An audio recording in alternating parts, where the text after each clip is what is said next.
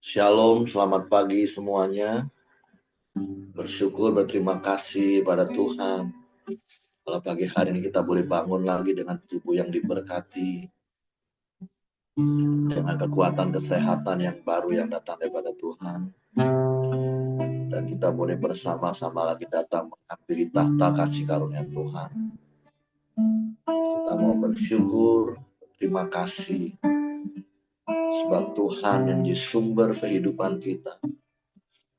Sumber yang tidak pernah terbatas. Dia pusat penyembahan kita.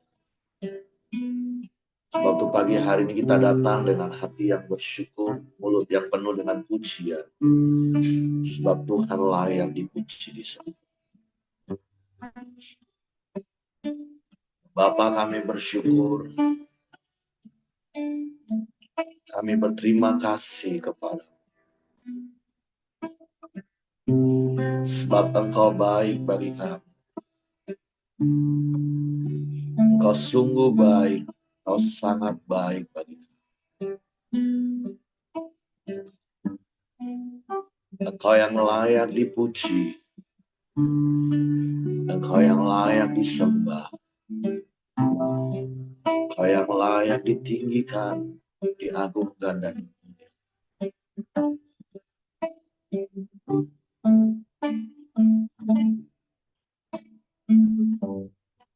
ku hidup karena anugerah-Mu. Ku hidup karena kasih-Mu. Kaulah sumber kehidupanku.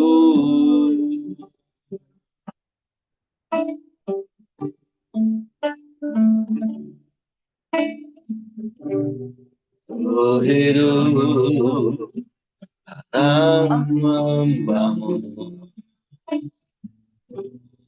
Ku hidup untuk menyenangkan-Mu.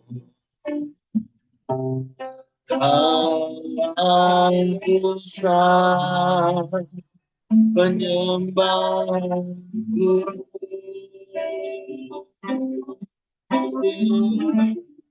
Kau yang layak, Kau yang layak, Kau yang disembah di dalam roh dan kebenaran. Kau yang layak, Kau yang layak,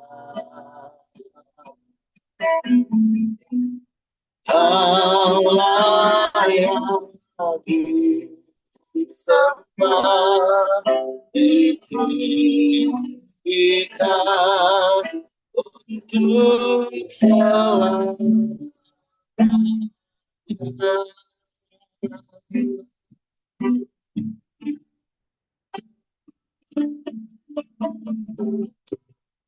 Ku hidup karena anugerah-Mu.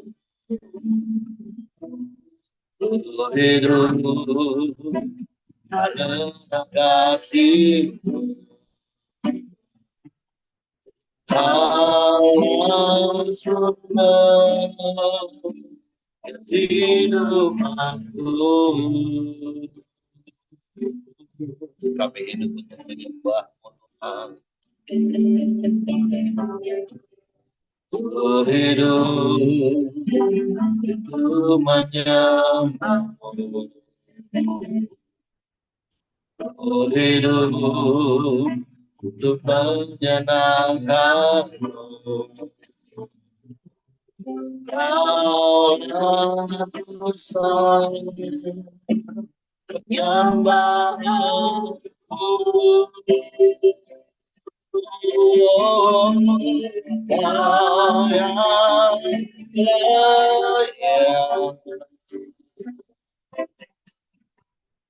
Kau yang layak,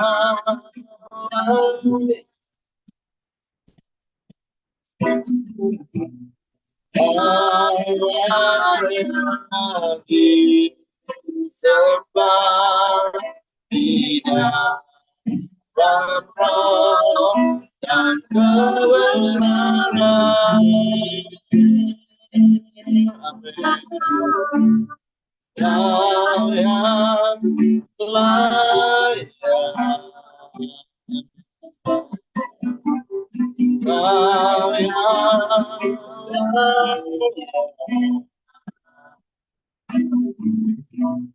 Kau yang disembah di kita untuk selamanya. Kau yang layak, Kau yang layak, Kau yang layak,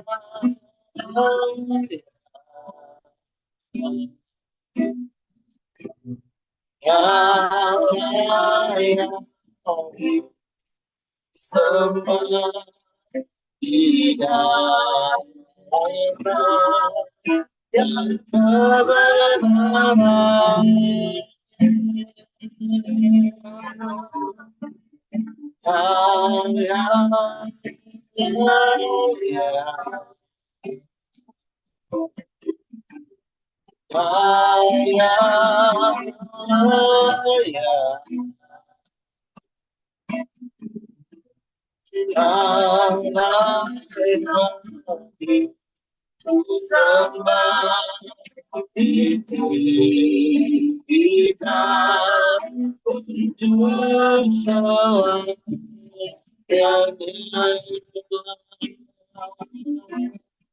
Kau yang layak ditinggikan, Kau yang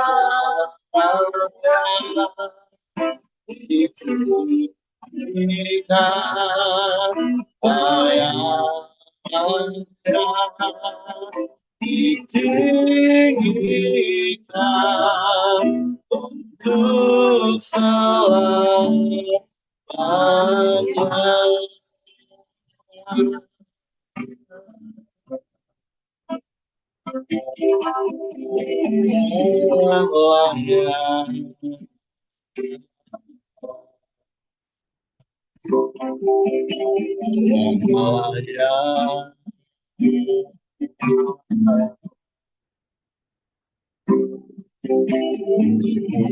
Disembah,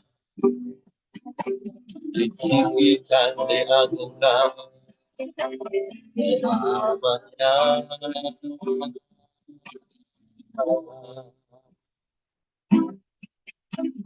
Kau yang layak,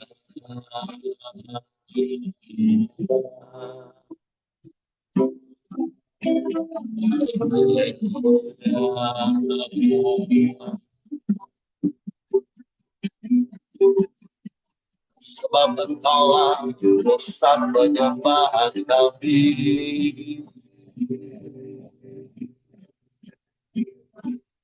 Engkau pokok pujian kami.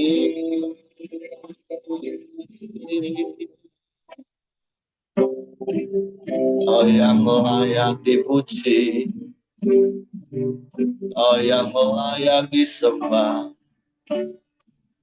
Kau yang layak ditinggikan, diagungkan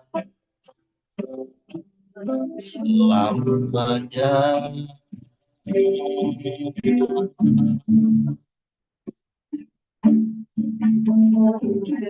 Terpujilah namamu, terpujilah namamu, Yesus. Yang ajaib, Allah yang dahsyat, tiada yang sepertimu, tiada yang lain, hanya Engkau yang layak dipuji disembah, sebab Engkau sumber kehidupan, Engkau sumber yang tak terbatas bagi kami. Engkau Allah penyedia segalanya, kami tak pernah kekurangan di dalam-Mu, sebab Engkau limpah dengan kemurahan dan kebajikan. Engkau yang tak pernah menahan-nahan segala yang baik bagi kami. Kami bersyukur, kami bersyukur, kami menyembah, kami menyembah, kami memuji, meninggikan nama-Mu Yesus, Yesus, Yesus Tuhan. Haleluya, haleluya, ajaib, ajaib, ajaib Engkau. Haleluya, haleluya.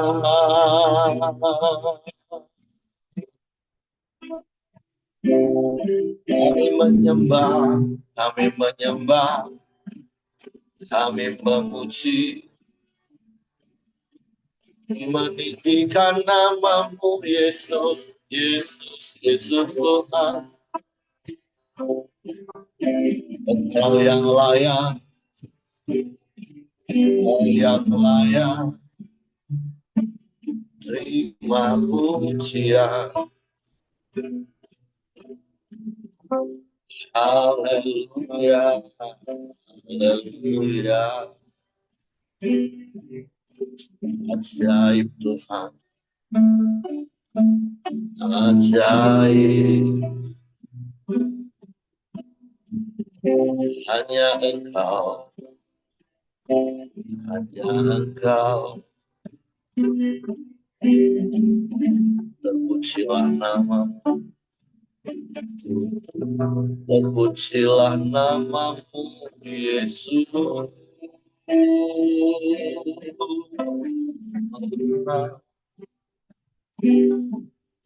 Mulia,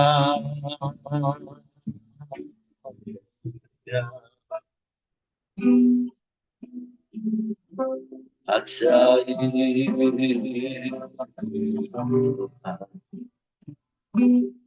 Sebab tidak ada yang lain,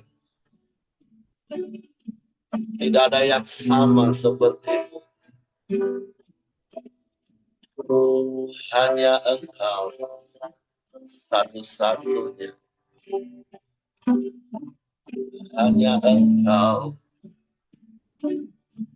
dan tidak ada yang lain, tidak ada yang sama seperti. Engkau ajaib, Engkau dahsyat, Engkau hebat, Engkau luar biasa. Engkau Allah yang mengasihi kami dengan kasih yang ajaib, dengan kasih yang sempurna. Terima kasih, terima kasih. Haleluya, haleluya. Terpujilah nama-Mu, terpujilah nama-Mu. Kami menyembah, Kami menyembah, kami menyembah.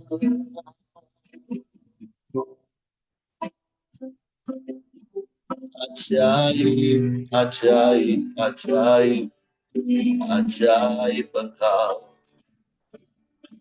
Kami aman di dalam,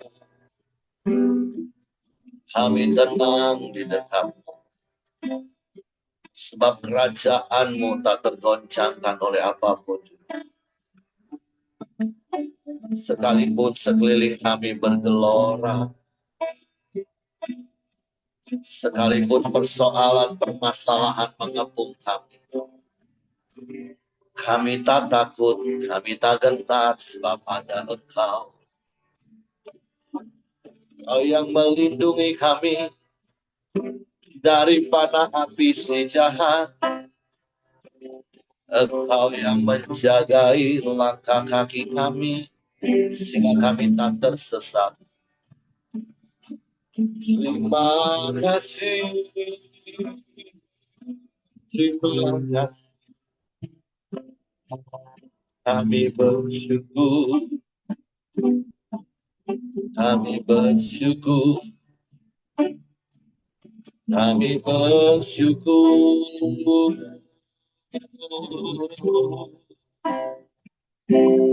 Kami menyembah,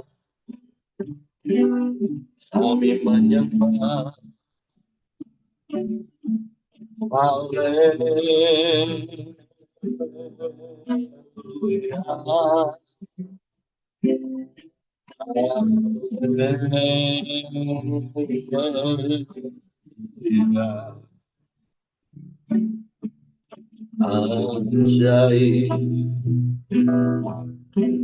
ajaib.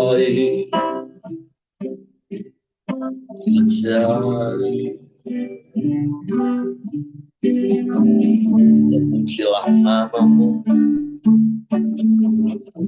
terpujilah nama-Mu. Haleluya, haleluya.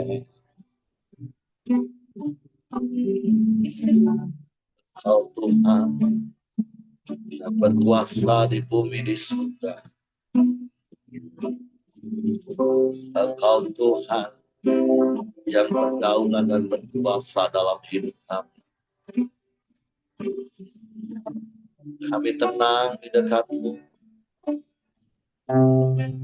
sebab Engkaulah penolong setia bagi kami. Tak pernah terlambat pertolongan-Mu. Pertolongan-Mu selalu tepat waktu. Sebab itu kami terus menanti-nantikan Engkau dengan percaya, dalam pengharapan yang teguh bagaikan salib, sehingga kami tidak terseret arus dunia. Terima kasih, hatiku tenang berada dekat-Mu. Kaulah jawaban hidupku. Hatiku tenang berada dekat-Mu. Kau yang pelihara hidupku. Pertolongan-Mu begitu ajaib. Kau telah memikat hatiku. Di saat aku tak sanggup lagi, di situ tangan-Mu bekerja. Pertolongan-Mu begitu ajaib. Kau telah memikat hatiku. Kini mataku tertuju padamu, ku rasakan kasih-Mu Tuhan.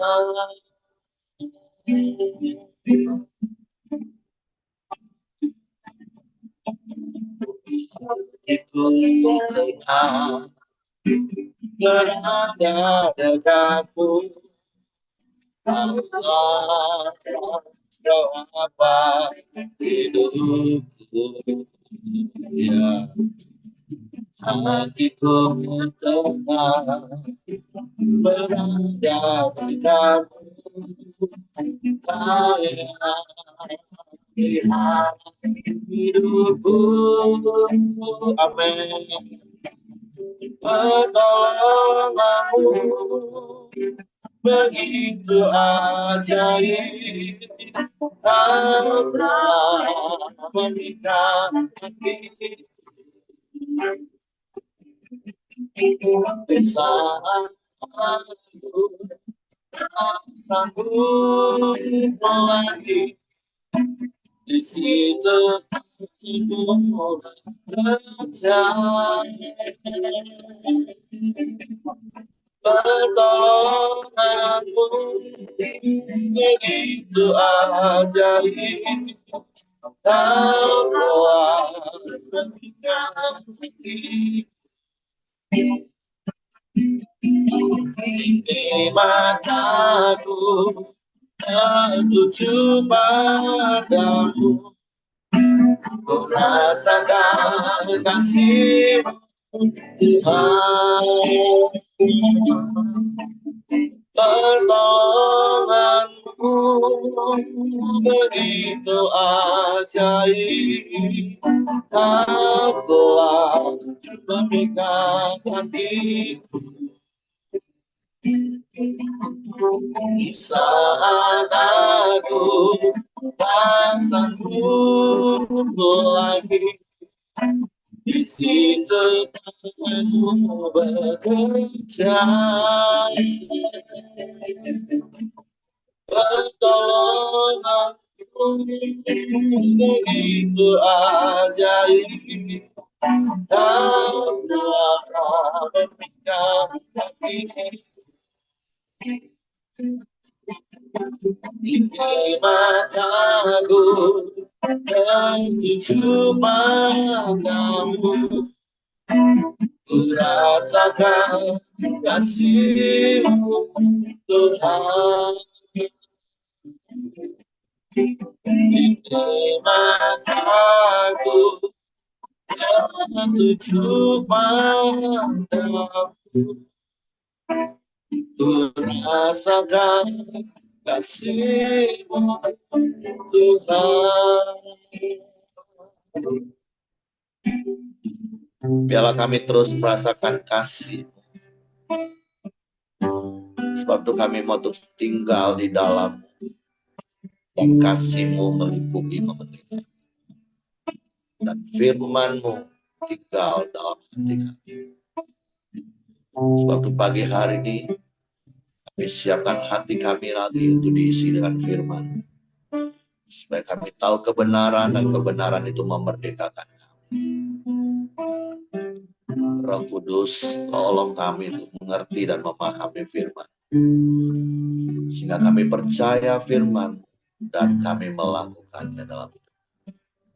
Kami sambut dalam nama Yesus. Haleluya, haleluya. Amin. Oke, silakan Pak Ramli.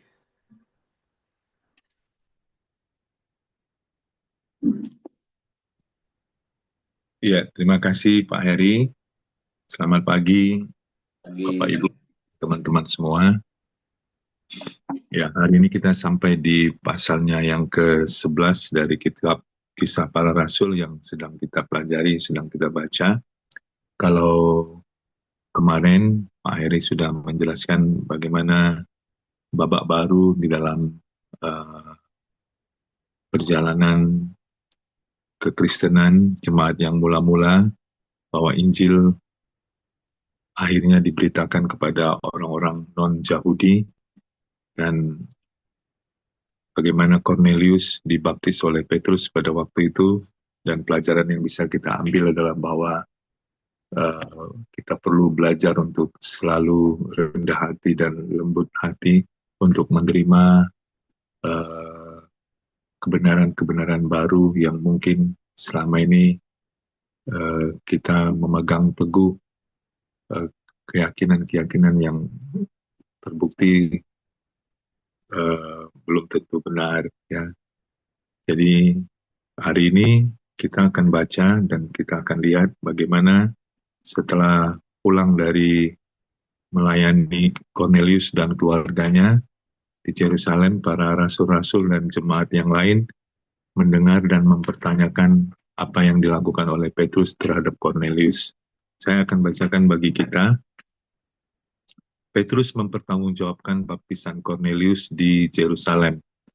Rasul-rasul dan saudara-saudara di Judea mendengar bahwa bangsa-bangsa lain juga menerima firman Allah.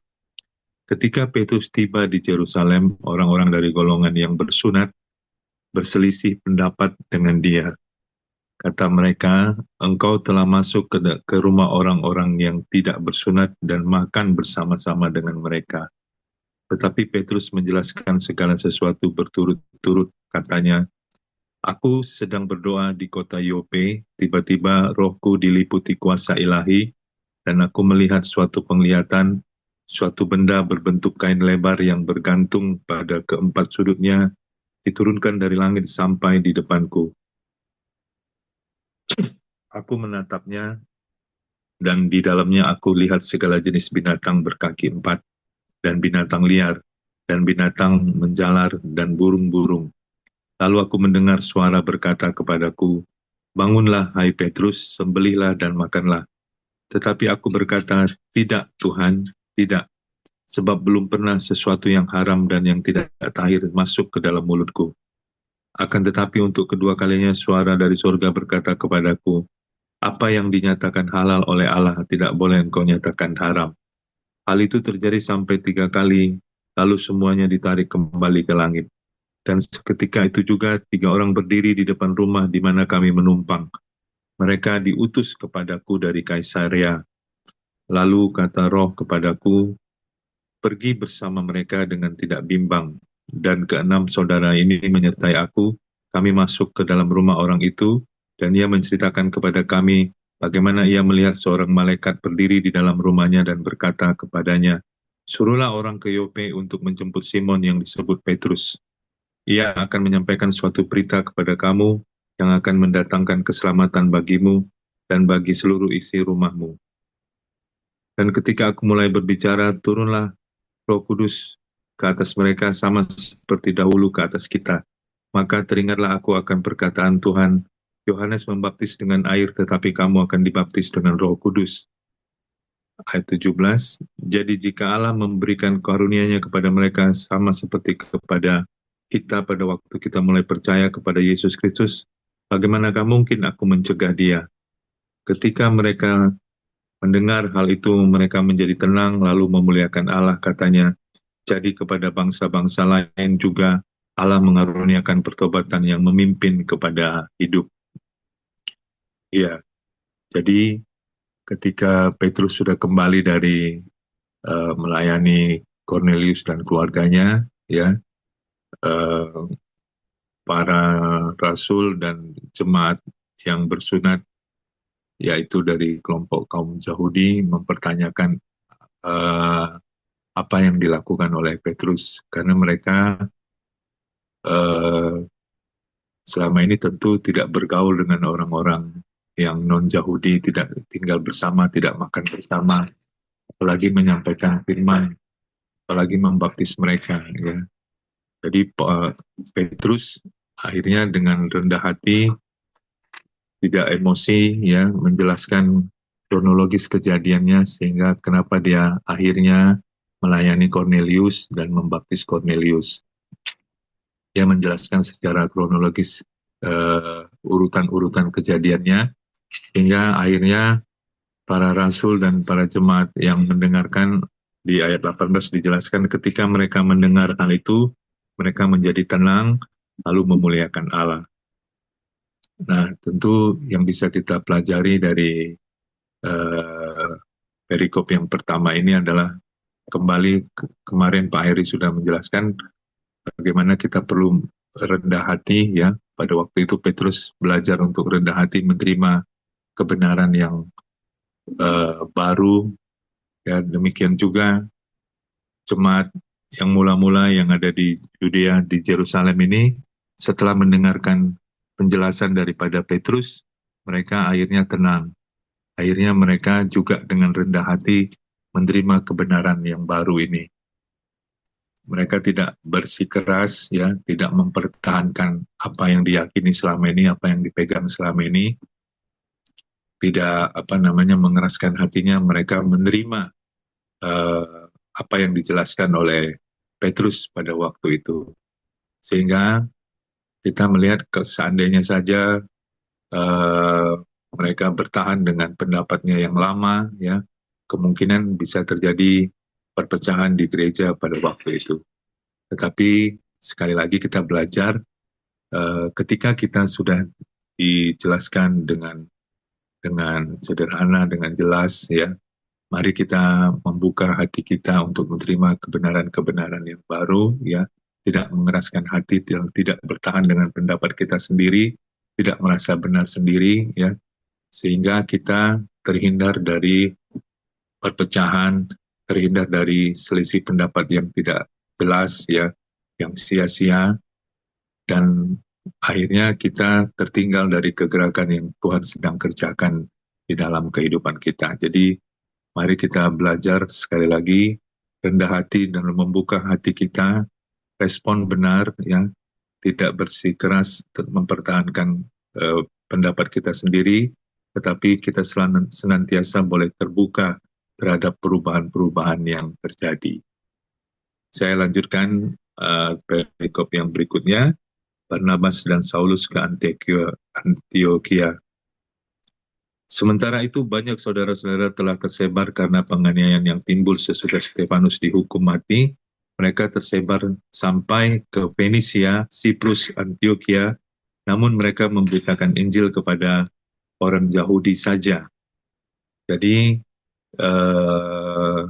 karena aniaya, ya, mau nggak mau beberapa jemaat terpaksa harus menghindar, ya.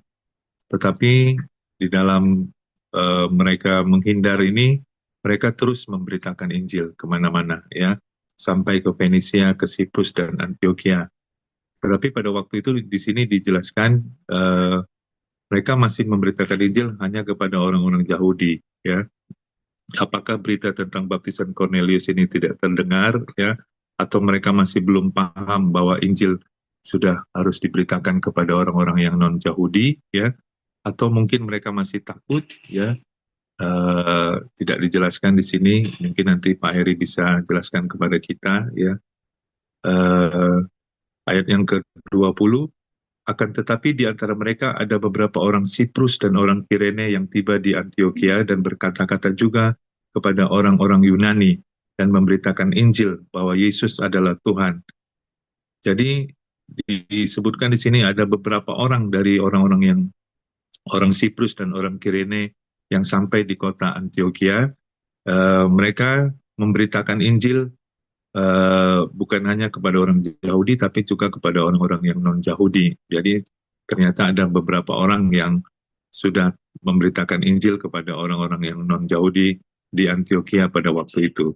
Dan dikatakan ayat 21, dan tangan Tuhan menyertai mereka, dan sejumlah besar orang menjadi percaya dan berbalik kepada Tuhan. Jadi atas pelayanan mereka, banyak orang menjadi percaya dan akhirnya datang kepada Tuhan.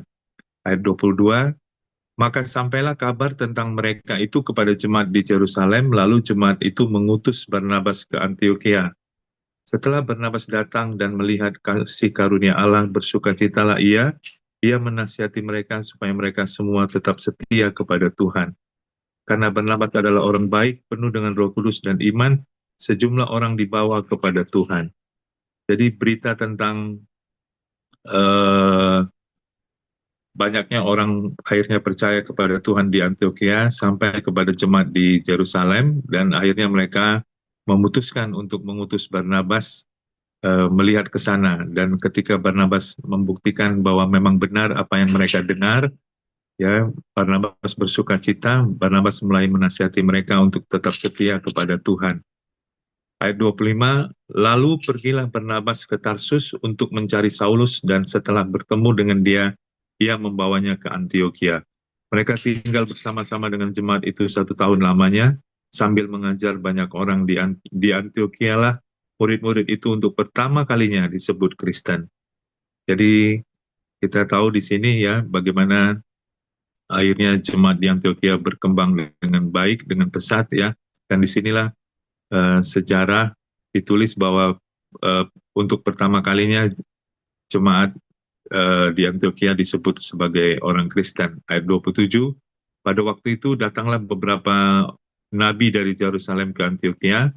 Seorang dari mereka yang bernama Agabus bangkit, dan oleh kuasa roh ia mengatakan bahwa seluruh dunia akan ditimpa bahaya kelaparan yang besar. Hal itu terjadi juga pada zaman Claudius. Lalu murid-murid memutuskan untuk mengumpulkan suatu sumbangan sesuai dengan kemampuan mereka masing-masing dan mengirimkannya kepada saudara-saudara yang diam di Judea. Hal itu mereka lakukan juga, dan mereka mengirimkannya kepada penatua-penatua dengan perantaraan Barnabas dan Saulus. Ya, jadi yang bisa kita pelajari ya, bagaimana akhirnya Injil tersebar kemana-mana walaupun di bawah ancaman aniaya ya, dan kita melihat bagaimana akhirnya jemaat dari Yerusalem bisa sampai ke kota Antioquia dan mereka memberitakan Injil di sana. Yang yang saya bisa lihat di sini adalah yang menarik bahwa di ayatnya tadi yang ke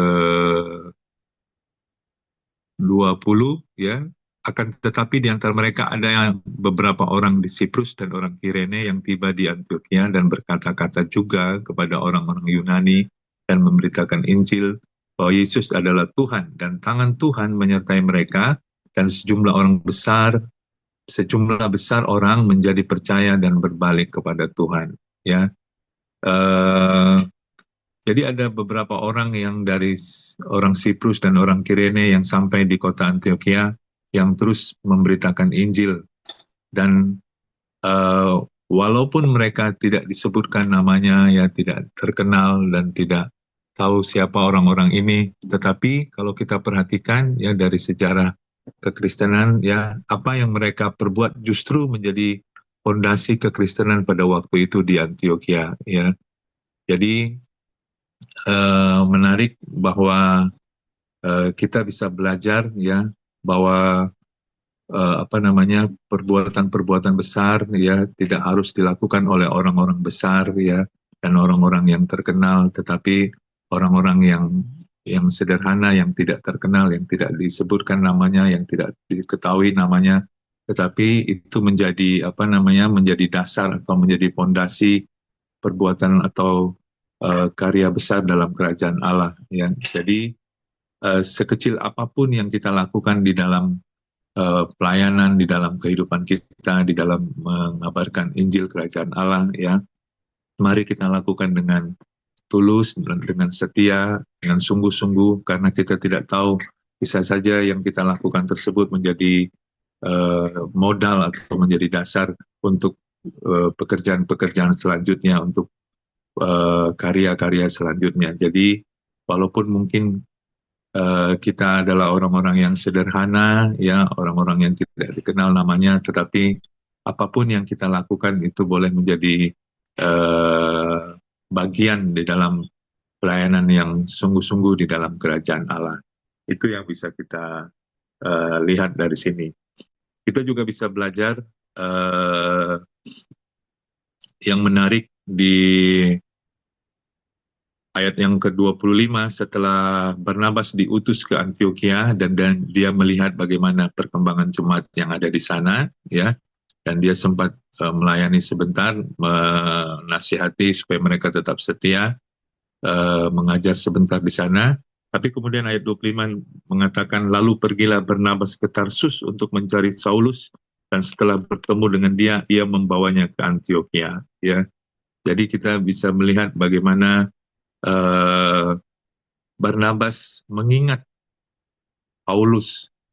Ya, dia mengingat bagaimana eh, kita mengetahui dari kisah sebelumnya, Barnabas lah yang mengenalkan Paulus kepada para rasul, supaya para rasul bisa menerima Paulus sebagai salah satu bagian eh, dari jemaat mereka, yang supaya mereka tidak takut kepada Paulus, karena Paulus memang sudah berubah, sudah bertobat, dan Barnabas yang memperkenalkan Paulus kepada para rasul pada waktu itu. Barnabas bisa melihat potensi yang besar di dalam diri Paulus, sehingga ketika di Antioquia dia teringat kepada Paulus, sehingga dia berangkat ke Tarsus menjumpai Paulus. Dia mengajak Paulus, melibatkan Paulus, ya, dan mementor Paulus yang eh, ikut pelayanan di Antioquia pada waktu itu. Kalau kita lihat tadi baca, ya, mereka akhirnya tinggal selama hampir 1 tahun di Antioquia dan melayani bersama dan mengajar bersama, ya. Jadi kita bisa melihat bagaimana peran Barnabas yang cukup signifikan, cukup penting di dalam kehidupan Paulus, di dalam pelayanan Paulus, bahwa Barnabas eh, melihat potensi yang besar, kemudian mengajak, kemudian melibatkan Paulus ikut serta di dalam pelayanan, tentu sekaligus mementor Paulus eh, yang masih muda rohani pada waktu itu. Dan akhirnya kita tahu bagaimana Paulus menjadi seorang pelayan Tuhan yang luar biasa.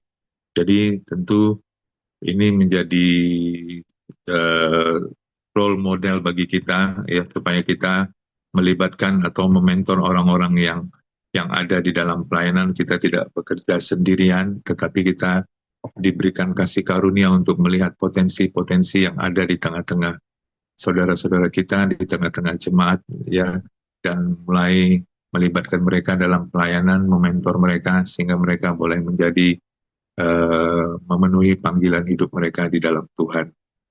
Dan yang terakhir, ya, kita bisa melihat bagaimana jemaat di Antioquia ini juga luar biasa, ya. Selain bertumbuh di dalam pengajaran, mereka juga bertumbuh di dalam kasih, karena ketika ayat 28 dikatakan seorang nabi yang bernama Agabus bangkit dan menyatakan bahwa akan ada ancaman bahaya kelaparan yang besar, ya, yang akan terjadi. Jemaat di Antioquia ini berinisiatif, padahal ini jemaat rintisan, ya, jemaat yang baru saja muncul atau jemaat cabang lah, ya.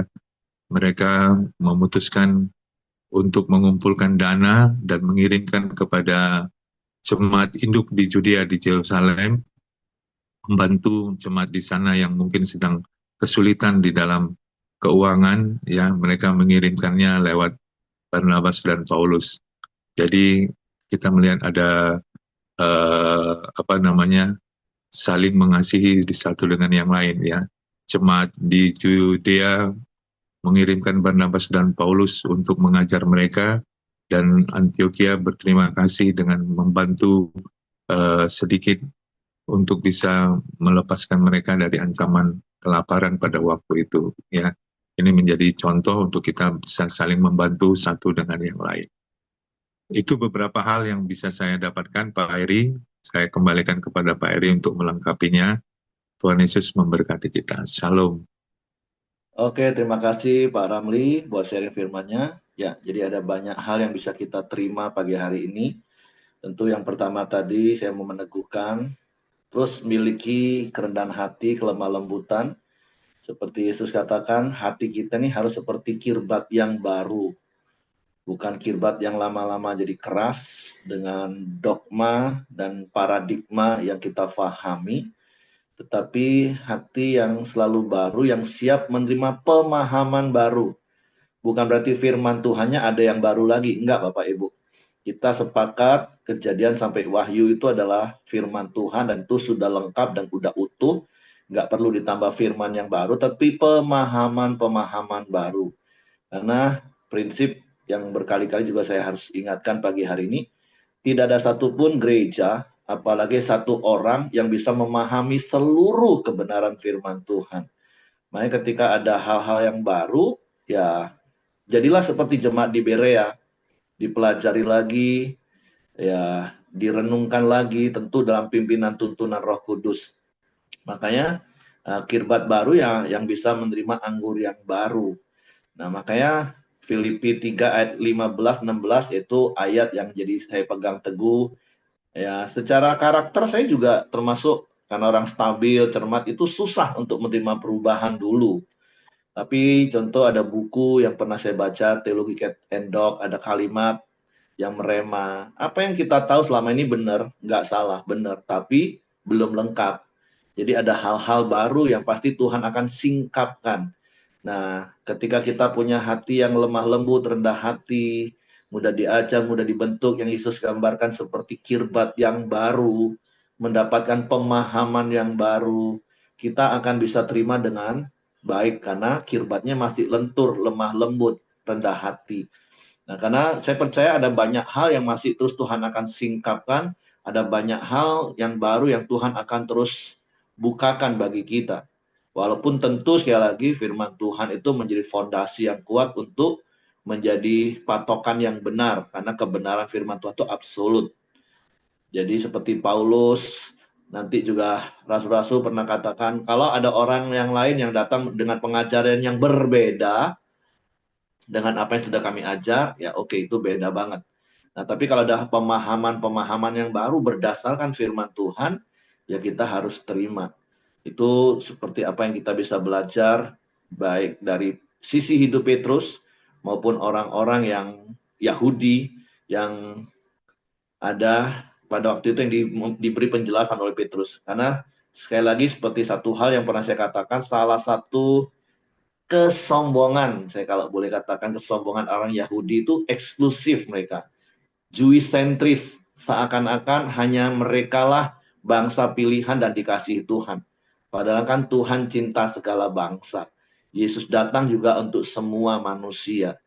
Nah, itu hal yang pertama yang tadi Pak Ramli sudah sampaikan. Jadi, mari Bapak Ibu, biarlah hati kita seperti kirbat yang baru, yang terus rendah hati, lemah lembut, lentur. Kalau ada pemahaman-pemahaman baru, yang hari itu mungkin kita belum paham, nggak usah harus langsung konfrontasi, nggak harus langsung berdebat kusir, nggak usah.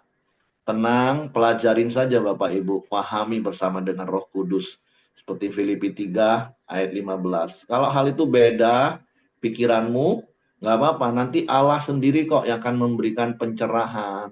Allah sendiri akan membukakan pikiran kita. Kita tidak bisa menerima secara paksa apa yang disampaikan seseorang. Kalau itu berbeda dengan apa yang kita pahami. Nggak apa-apa, pelan-pelan saja Bapak Ibu. Jadi pahami, minta hikmat Tuhan, Roh Kudus pimpin, pasti nggak sesat Bapak Ibu. Yang penting dalam tuntunan Roh Kudus.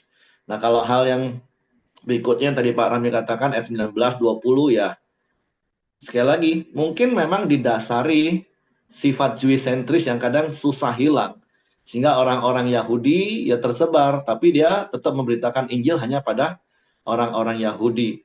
Tapi beberapa orang Yunani yang dari Siprus, dari Kirene, ya mereka memberitakan kepada orang-orang yang non-Yahudi. Dan saya pikir ya itu normal sih.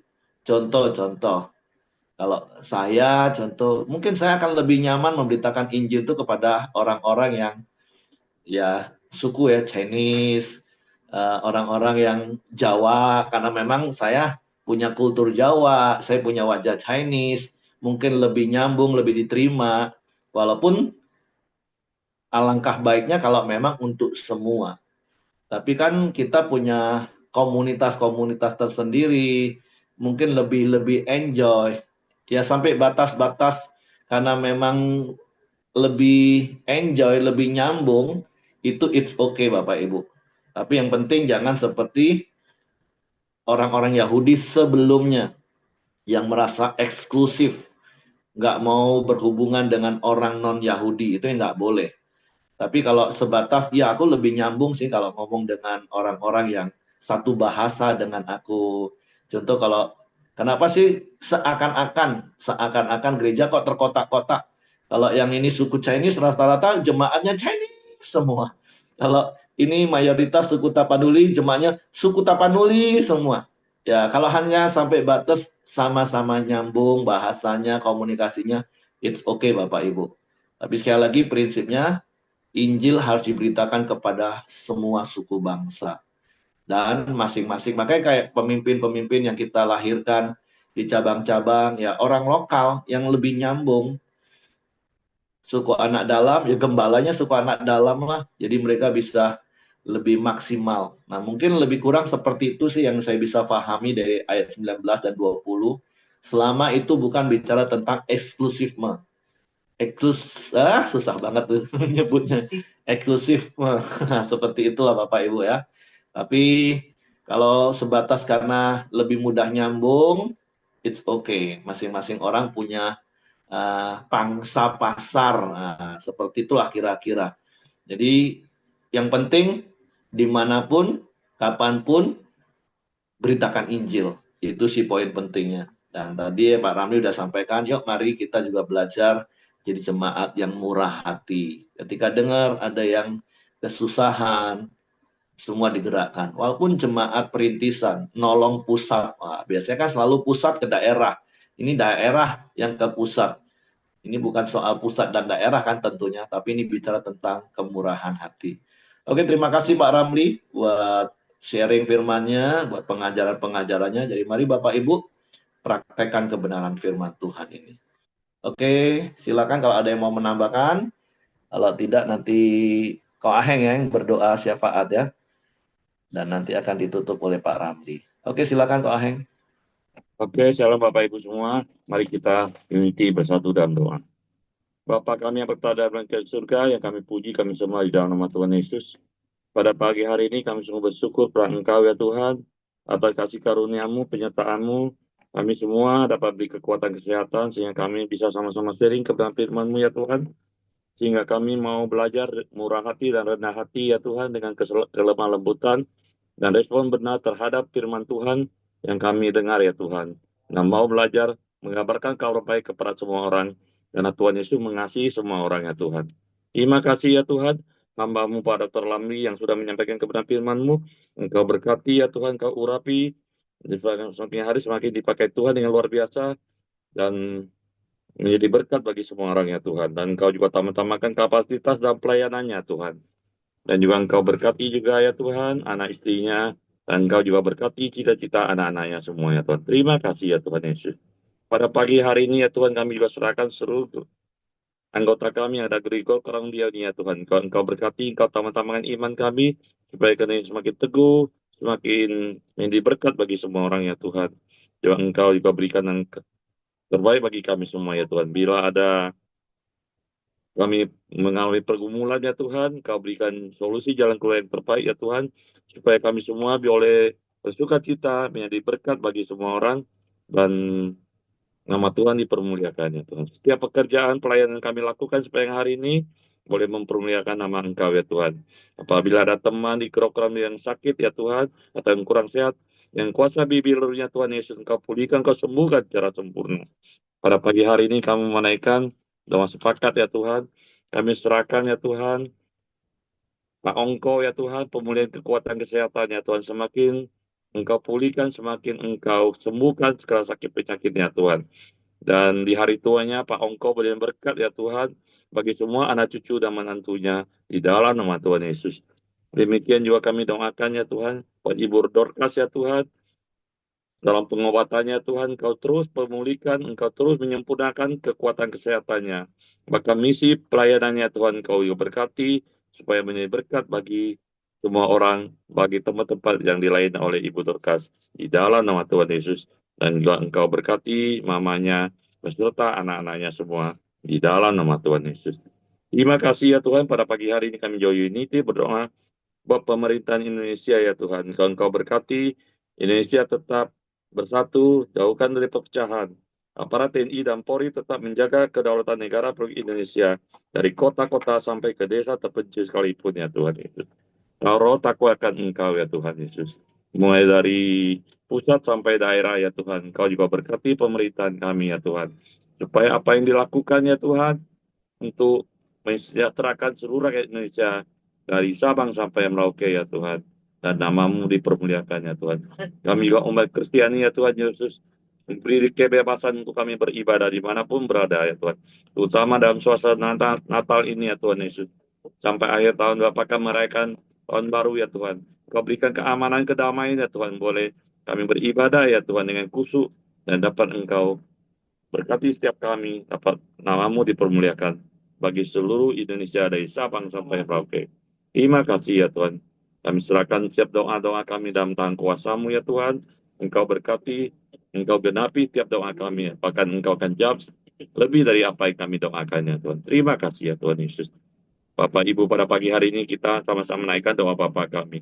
Bapa kami yang di surga, datanglah kerajaan-Mu, dikuduskanlah namamu, datanglah karyamu, jadilah kehendak-Mu di bumi seperti di surga. Berikanlah kami pada hari ini makanan kami yang cukupnya. Dan ampunilah kami akan kesalahan kami, seperti kami mengampuni orang bersalah pada kami. Dan janganlah membawa kami ke dalam pencobaan, tetapi lepaskanlah kami dari perang jahat. Karena Engkau mempunyai kerajaan, dan kuasa, dan kemuliaan, sampai selama-lamanya. Amin. Kembali kami bersyukur dan berterima kasih Tuhan, Engkau sudah memberkati persekutuan kami pada pagi ini. Kami telah sama-sama menaikkan hormat, pujian, keagungan, rasa syukur kami kepadamu Tuhan. Dan kami telah mendengarkan sharing kebenaran firman-Mu. Ajar kami terus untuk memiliki kerendahan hati, memiliki kiblat yang baru, hati yang baru untuk terus siap sedia menerima setiap pemahaman-pemahaman yang baru dari semua kebenaran firman-Mu, supaya hidup kami terus tetap berjalan di dalam kebenaran-kebenaran Tuhan. Kami mau serahkan hidup kami sepanjang hari ini ke dalam tangan Tuhan, biarlah Tuhan kiranya yang menuntun, menolong, menyertai kami, memimpin dan memberkati kami, sehingga semua aktivitas pekerjaan yang kami kerjakan boleh berhasil dan memuliakan nama Tuhan. Dan akhirnya kami boleh terima berkat yang daripada Tuhan, berkat kasih karunia daripada Allah Bapa, damai sejahtera daripada Tuhan Yesus, serta persekutuan bersama Roh Kudus menyertai kami hari ini sampai selama-lamanya. Kami terima berkat-Mu hanya di dalam nama Tuhan Yesus Kristus. Haleluya. Amin. Oke, semangat pagi, selamat beraktivitas. Tuhan Yesus memberkati.